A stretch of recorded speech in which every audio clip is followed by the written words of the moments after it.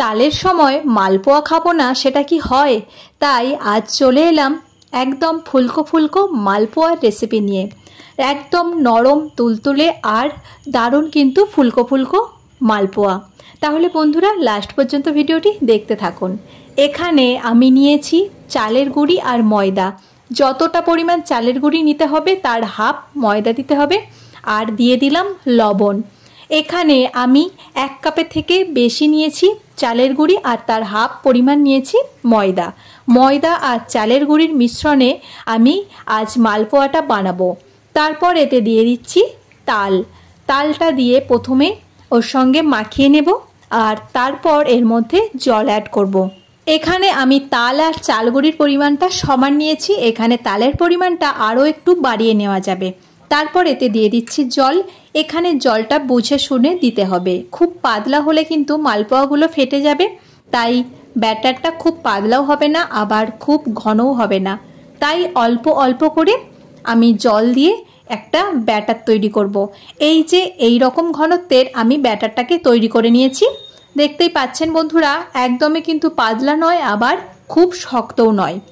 এরপর এর মধ্যে আমি অ্যাড করব চিনি। এখনো পর্যন্ত চিনি অ্যাড করিনি, আমি এর মধ্যে দিয়ে দিলাম চিনি।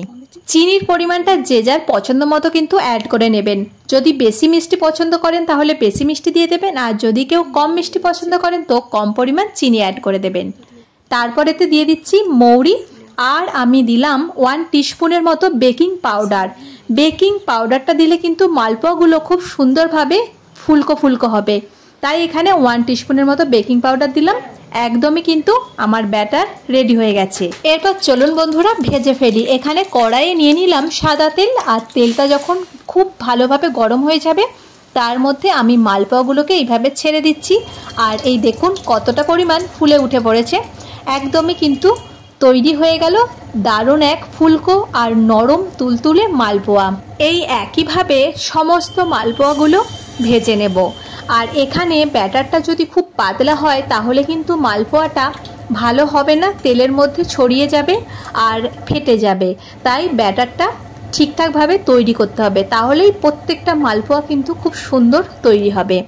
তো বন্ধুরা ভিডিওটি কেমন লাগলো তা কিন্তু অবশ্যই জানাবেন, আর ভালো লাগলে লাইক কমেন্ট এবং শেয়ার করে পাশে থাকার অনুরোধ রইল।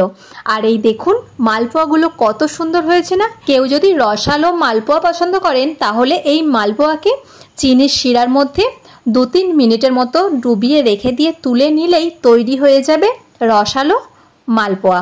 তো বন্ধুরা আজ এই পর্যন্ত, আবার ফিরে আসবো অন্য কোনো এক রেসিপি নিয়ে। ভিডিওটি দেখার জন্য জানাই অসংখ্য ধন্যবাদ।